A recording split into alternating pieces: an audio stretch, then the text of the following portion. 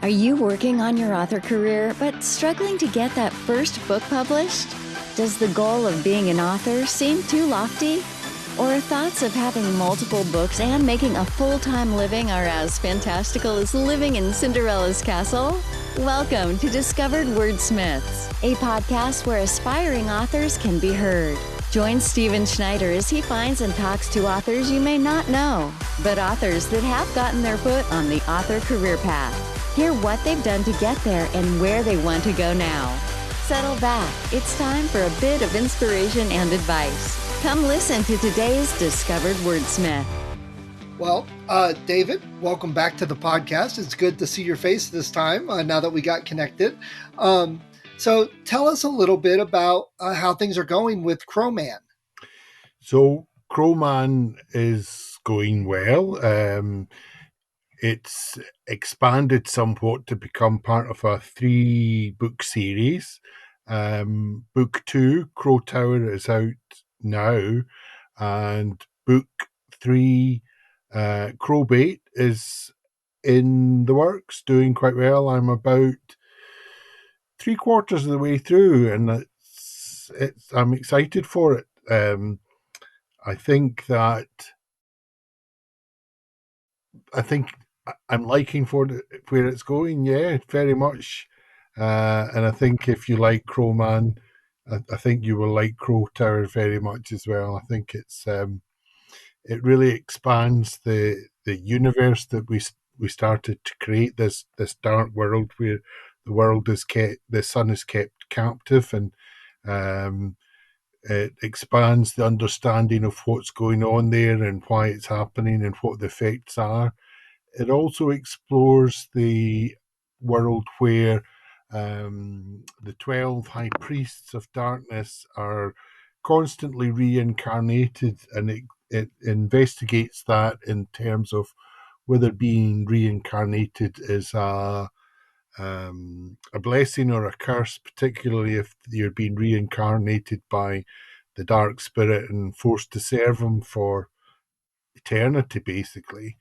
But it also starts to look at how you can escape from this hell, and that theme really carries on into Crowbait, where the opening scene has the High Priest of Darkness burying his daughter, and has a conversation to stop her body being ripped apart by jackals, and has a debate with God about who's really to blame for what's going on. Nice. So when you released your second book, did you see an increase again in sales on your first book? I hear that happens quite often.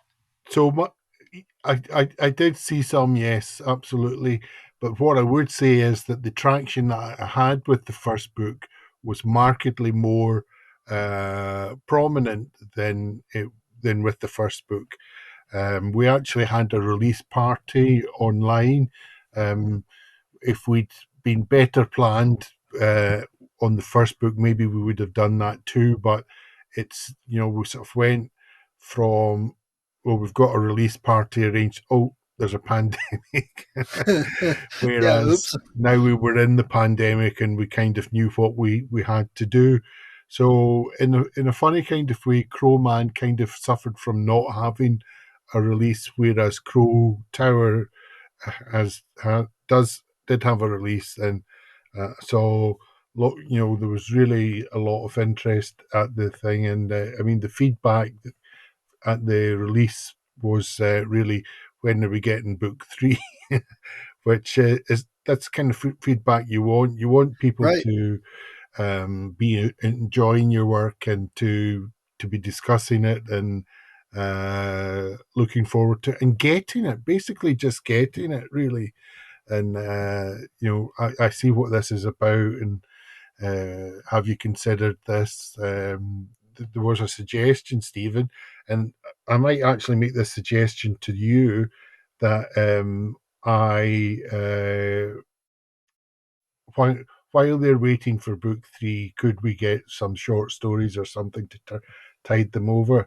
And I threw that suggestion back at them and said I would be happy to curate a short story collection set in the Crow Tower world, and I would be happy to have any volunteers that wanted to be part of that. So, if anyone that is out there, yourself included, would like to take me up on that offer, I think that would be really quite an exciting thing to do, to have. I don't want to call it fan fiction because that makes it sound really arrogant. Yeah, But but it's not collaborative work. right. And Amazon did this for a while. They called it Amazon Worlds, where you could, as an author, put your world into here, and other people can write in that world. I think that's great. And actually, that's something I've talked to a couple other authors about. I think that's pretty cool because you get a totally different perspective, maybe even things you didn't even think about for your own characters or stories or world or situations. I think that's pretty cool. I'll make sure and make a note of that. Yeah, and even like the, the writing world, though it's vast, it's also quite it's very connected, and there's people who've written short stories that I know, and you know I say you could just shift the setting there, and that could be in my world, Right. uh, and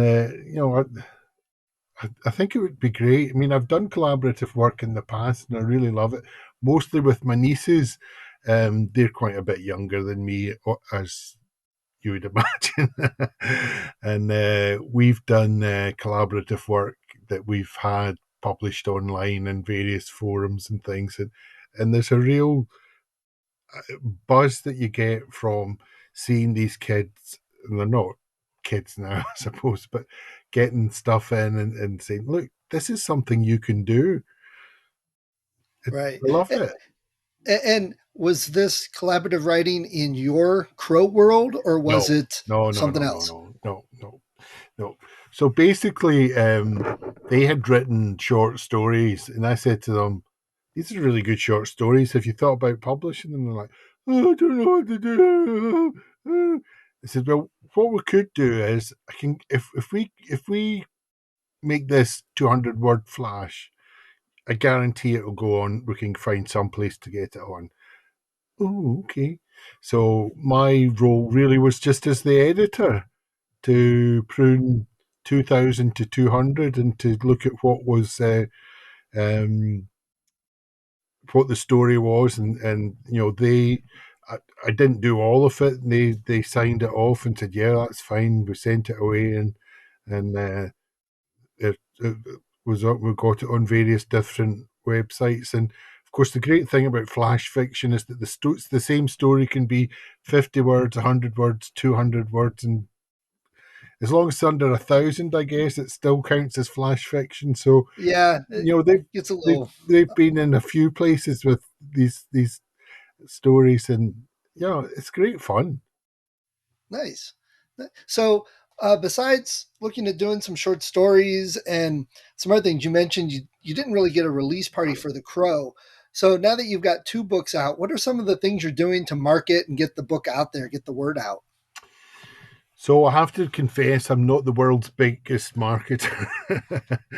I think in terms of marketing, the big things are that now that we're not in lockdown, I hope to be able to attend some book fairs and Comic Con and actually sell through that. I think podcasts are a good way to do it, and really. Another good way actually is if you do have submissions, successful submissions onto these online forums, that people go and say, well, Sorry. that's okay. Sorry, go ahead. They say, what else have you done? And there you go. And also, there's a bit of promotion on Twitter that I do and some on Facebook, but I'm not, I do work full time, so it's not something I can do an awful lot of. And I still think of this as a hobby, so I'm not really looking to I'm not looking to invest into this to convert it into uh, a, a, a major income stream. But having said that, um, I think there are things. Probably you're better placed to know how to market it than I am. I'm not an expert on it by any means. You can you can send it to sites and review sites, and sometimes you get sales from that as well. Sometimes not as many as you'd think, but uh, you know, um, so the last, when was it? July. I got my half yearly check in for it, and it was enough to pay for a hotel room away for a night away, and Nice. that was nice, a little treat that we wouldn't perhaps otherwise have had. So and it certainly, um, again, I think it's this idea of building traction and building your credibility as a writer. If you've got one book out on your own, it's quite hard to market that. Whereas if you've got three, then there's a sense of acceptance that yeah, this guy is a writer. This guy's got a story. I'm not going to read this story and then he's gone and I'm Right. never going to hear from him again. Um, there's three books here. If I like it, I can go on and read more. He's going to be writing, so I think that's also very important. And I think that a lot of it is also about word of mouth, that people read your book and actually tell I was out today with a friend who had been reading Crowman, and he was telling me his perspective on it, and it was really interesting to hear. And also, don't want to sound vague, but it's kind of it's a bit of a buzz to hear that someone has been reading your book and what they're thinking. He felt there wasn't enough sex in it. No, no, that's not true. He said that there was quite intense uh, tension in some of the relationships, and he kept expecting there to be sex. That's not the Got same it. as saying there wasn't enough. So, with your writing, now that you're on the third book, are you doing anything different, or what do you feel you've learned now that you're on the third book? So I think actually in both two books, when I look back on them, there's things that I think, oh, maybe I should have changed this bit, maybe I should have changed that bit. And I think what I've learned is this: there's no rush. Make sure that the book is where you want it to be. Um, and sometimes you write and you feel that a book has to be a certain length or a certain size, and you're like, oh, I don't know if I want that in. And but if you take things out that aren't necessary and make the book flow better, that writing is still there, and you can use it in other parts and other sections of your writing. So, we're talking about short stories. There are bits that I've taken out already from the first two books that could easily become part of a short story. There, yeah. No, I agree. It is hard to pull your own stuff out because you wrote it and you want to keep it all. But Mm. like, I've been wanting to write a series of stories, kind of like Goosebumps. The kids' Goosebumps Yeah. books, where they're just a little bit scary for the young kids, but more silly, goofy, that type of thing. And I wrote a couple stories and I'm reading these going, oh my gosh, these are like so dark. I can't give these out to like fourth and fifth graders. No one's going to read them. So I saved what I had, like a snapshot, and then I cut out like the darkest stuff and rewrote it so it's more lighthearted and it works much better Oh, for middle grade. are So it's we? you got to do what's best for the story and your audience. Definitely. Yes, indeed. Indeed. And sometimes there's interesting things that come out from when you talk to people. So one of the things that came out, one of the critics of Crow man felt that it didn't have enough female voices in it, and that the female characters weren't sufficiently prominent. I would dispute that, and when I was at the book launch, I mentioned this to the audience, and my publisher who is a woman, was quite incensed. But I said, let's not quibble about whether it meets this test or whether it does. Let's just say, how can I make female voices more prominent in my writing? Because I would like to do that. I thought I had done it, but there's no denying. As you can see, face to face, I'm male, I'm pale, I'm stale. Right. So it's quite possible that I can fall into these errors. So I'd like to do better. And the suggestion that came back was put female point of views into your writing. And it was just like a light bulb went on. I went, oh, that's a brilliant idea.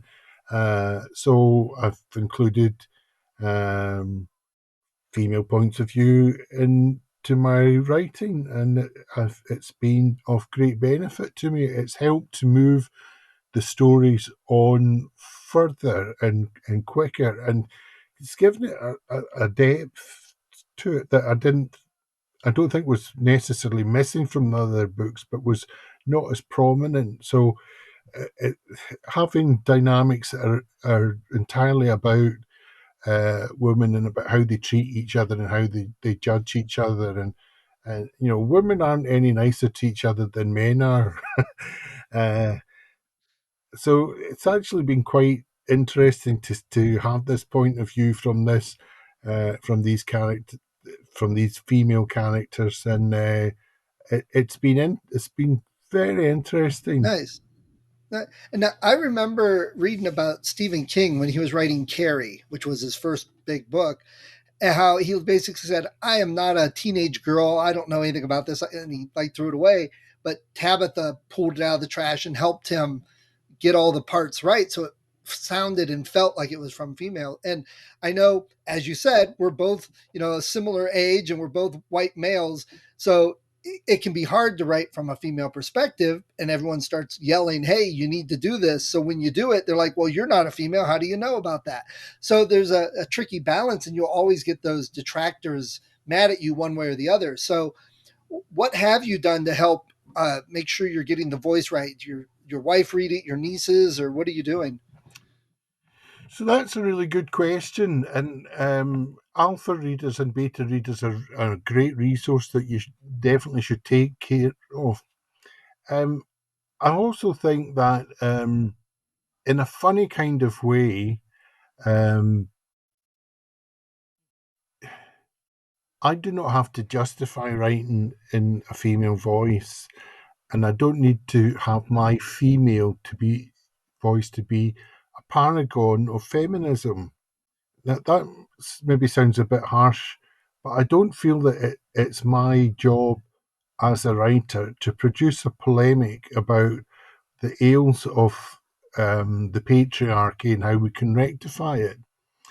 So the woman in Crow Bait is an old elderly woman. She is fairly religious. She's quite judgmental. She's fairly proficient in a lot of things, but feminists don't have to like her. They just have to recognise that is a genuine female. If you want to call it a stereotype, that's fine. I can live with that. But it's genuine and it's real, and it's my experience and it's my recollection and my understanding of someone like my dear granny, who had lots of faults. I've no doubt about it, but that she was a real person, warts and all. And I'm not apologising for writing from that and from the memories and my understanding of women. I'm around women all the time. I'm sure you are as well. I I wish I was part of a patriarchy that could put them down sometimes. Maybe I should edit that out. Well, I know for me, because I write middle grade, I've got some middle grade girls age wise in there along with boys. And, I've got teachers, I've got parents. So I've got men and women and girls and boys. And maybe I'm not right, and maybe it doesn't come across right sometimes, but I just treat them as characters. Just because it's a girl doesn't mean she's going to be humble and submissive and weak. But I also don't feel the need to, promote women power. And don't take that wrong. Don't like, oh my gosh, he's down against women. But my books aren't about promoting feminism or women breaking the glass ceiling or anything. That's just not what my books are about, and it Mhm. would be disingenuous to write that way. And So some of that, if you had gone along that line, what you're actually doing, in my opinion, is you're starting to write about exceptionalism, yeah, and I think that's uh, not the best way to promote women and say, oh, you all should be like Margaret Thatcher, or you should all be like Beyonce, or you should all be like, you know,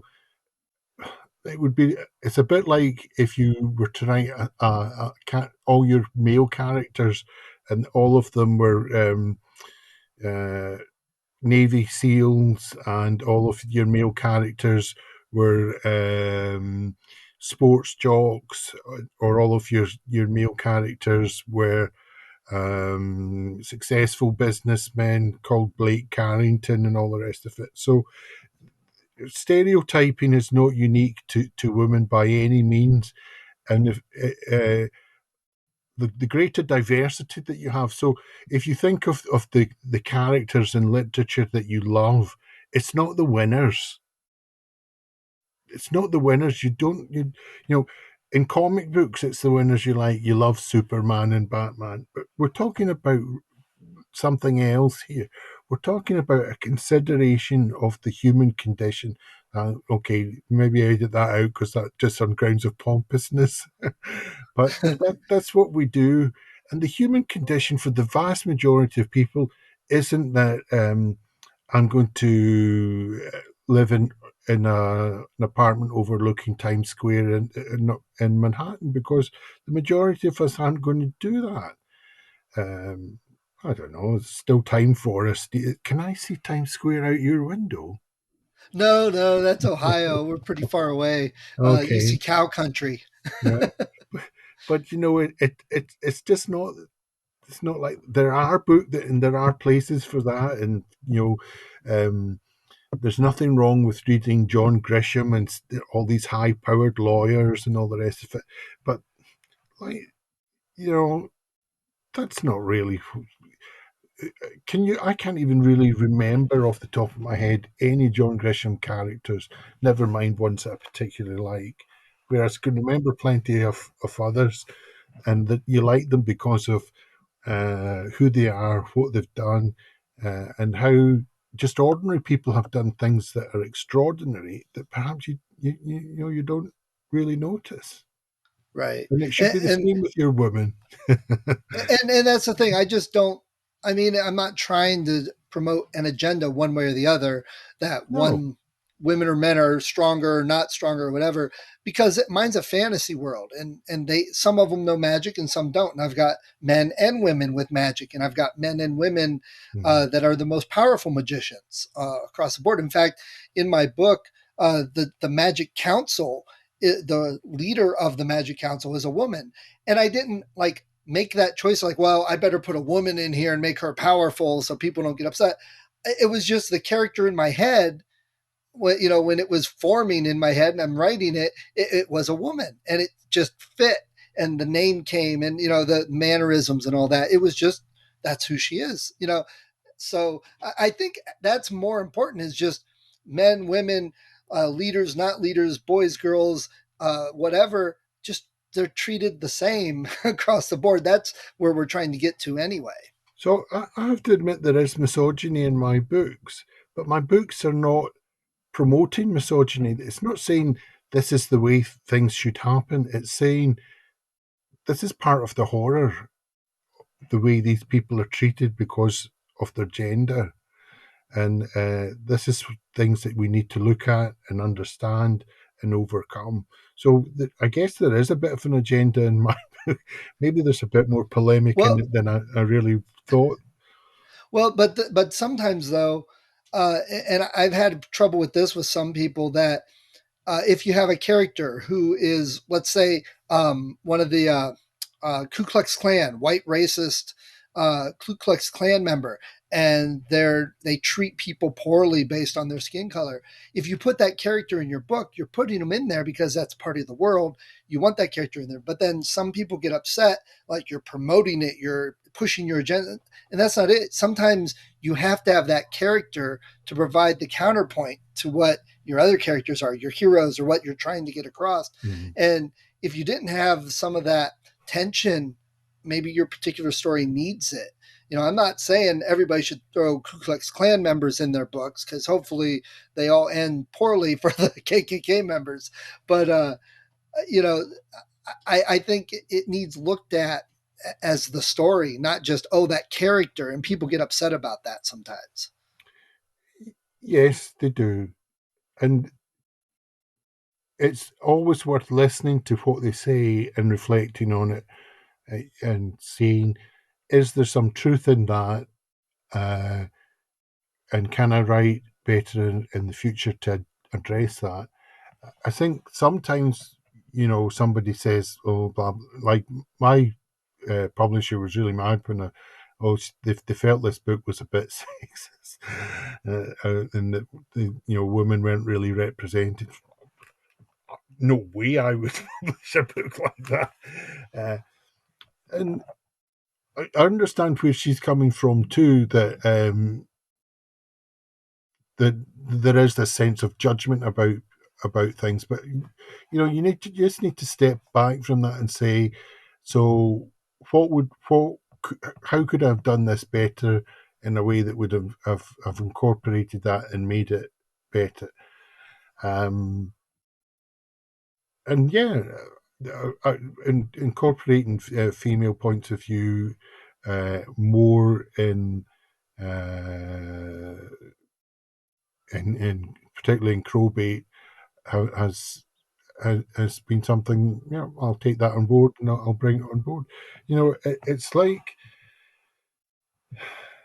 if you say something wrong and it's offensive to somebody, and they say, "Oh, that was offensive," then you say, "Let me reflect on that. Let me do better." I Um, agree. and move on and improve and be a better person. That's what all of us want to do. And you don't need to. It's like if you were going to read Rudyard Kipling, and there are still people that do read Rudyard Kipling, you will find offensive sexism, and racism in those books. Not to excuse that in any way, it does you have to look at that from the understanding of the individual that was writing it, and move on past that and see what was good about that book and what wasn't. So Yeah. Huckleberry Finn, let's say Huckleberry Finn, that's probably a better example because that's Yes, more that's American to you. yeah. Millions of people still love Huckleberry Finn and read it every year. And they don't go, oh, that Mark Twain, I don't know about him, he's a bit of a racist. And I mean, he certainly was not the kind of man that would be wearing a Ku Klux Klan outfit. No. But his understanding of what was appropriate to ways to think about peoples of other races and colours is not the same as you and I. We would never use language of that, and we would never think of other people from other races in that way, only because our understanding of these issues is better. Right. We should be thankful for it, not condemning other people that haven't had that same. And my point, and I know people would get on me because, hey, you're a white guy, you can't say those things about Huckleberry Finn in particular. talked about that example before. But a couple things to remember is, number one, that was the world, how it existed and that he lived in. So he was writing what the world was like then. If we write now about people who don't want to take the vaccine, in 100, 150 years, are people going to be, condemning our book because we were writing poorly about people that didn't take the vaccine? Same type of thing. Number Mm-hmm. two, um, we're told as authors, write what people want to read. Well, at that time, since it was about that world, it fit. And that's what people would read. If he was writing about it differently, they might have looked at like, what the heck is this? And they wouldn't have bought it. And So, and in defence of Mark Twain, he does subvert these racial stereotypes in very subtle ways. Uh, Probably not yes, enough, as you say. I'm not black. I can't say how offensive Huckleberry Finn right. is, but there is something about it when you read, and I'm not a Mark Twain expert, but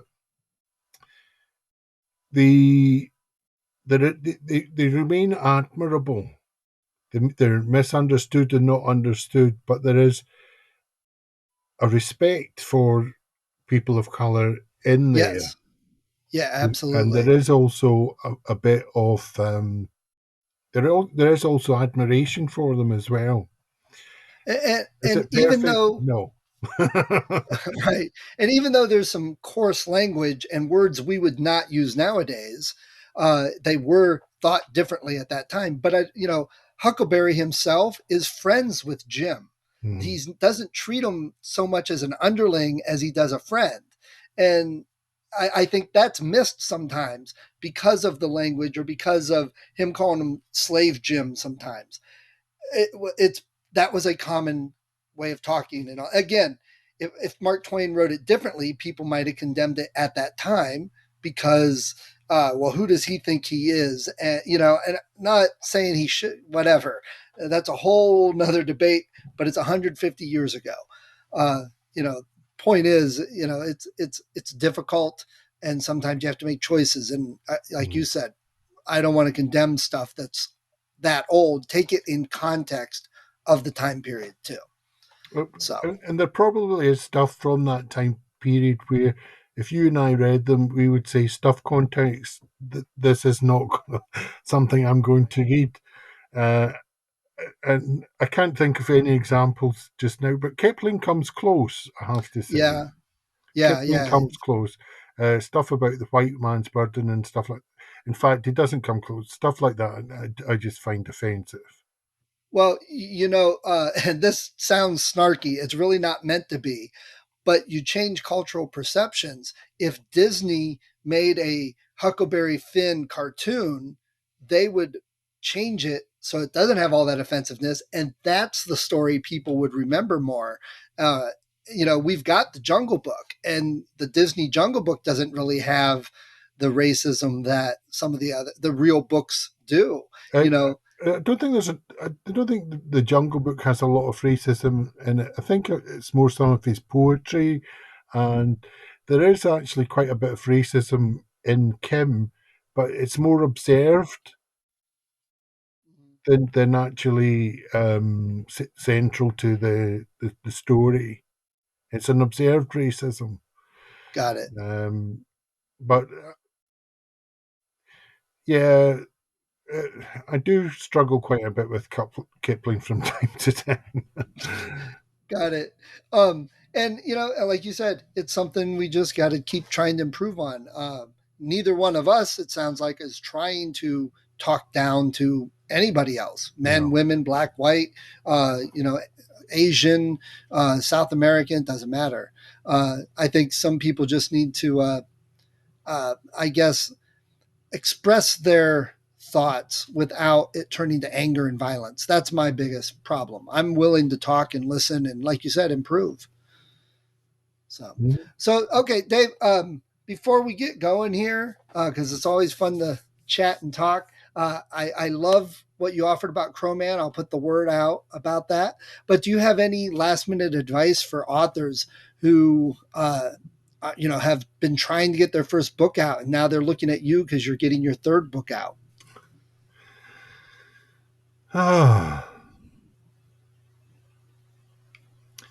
So I think one of the things, and you're probably the same, when you look back on your writing as a whole, I approached my writing to begin with as something that I did for myself, which is good and really excellent. Something that I'm really happy about, that I did this for myself. But what you have to remember, to be published, you have to write for somebody else, not yourself. And you have to take what you've written and turn it into a narrative, a story that you're directing at somebody else. And therefore, you've got to think very carefully about who you want that story to be for, and what that story is. And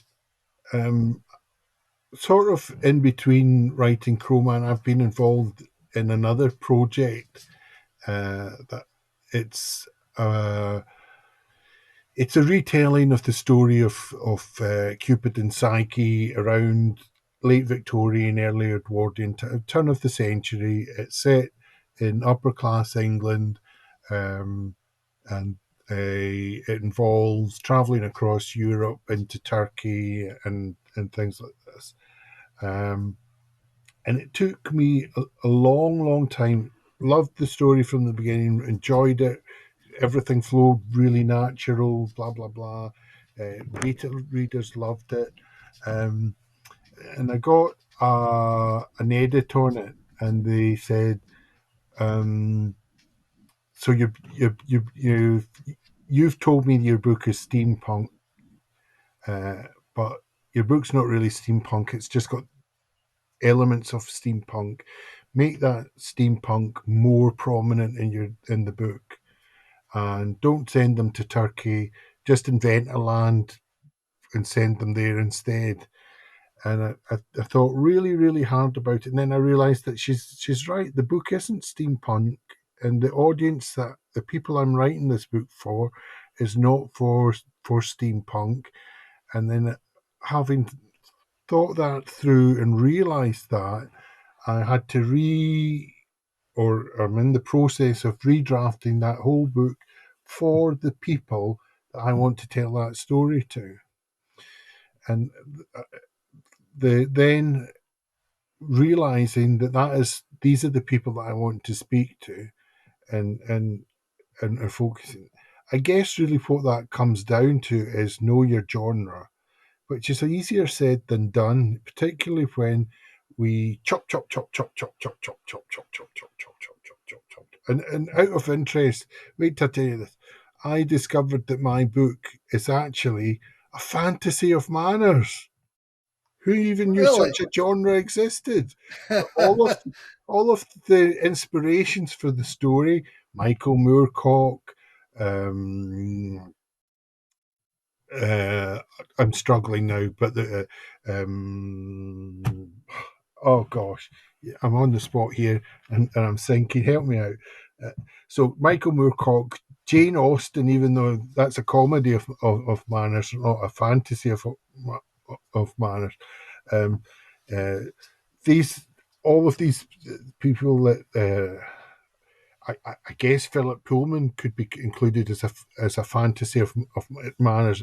You know, it's not the the the book really isn't about zeppelins and demons. It's about something else. It's about that creating this society. It's a fantasy society rather than a fantasy technology. Maybe I should Google this and tell you what it says on the Google page. No, I'm not going to do it. Do it. You can do it later. But know your audience, know your genre, know exactly what you're going to do, know exactly what books you are copying. Jonathan Strange and Mr. Norrell was one of them. And know exactly what the books that you think your book should stand next to on the bookshelf are, and write into that genre. Or if you've not done it yet, start thinking about now and rewrite your book so that they're actually sitting exactly where you want them to be. And don't worry if it means, oh no, I really wanted this book. I really wanted to be rich and famous already and wanted to retire. Don't worry about that, because the likelihood is you're never going to be rich and famous. Just make your book as good as you can and get it to Right. the people that you think will love it. Agreed. I like that. Great. All right. Well, David, it's been wonderful catching up to you, talking to you today. I appreciate all the wisdom in the discussion. That was a good talk. I like that. Thank you. Okay, you're super. Thank you for listening to Discovered Wordsmiths. Come back next week and listen to another author discuss the road they've traveled, and maybe, sometime in the near future, it might be you.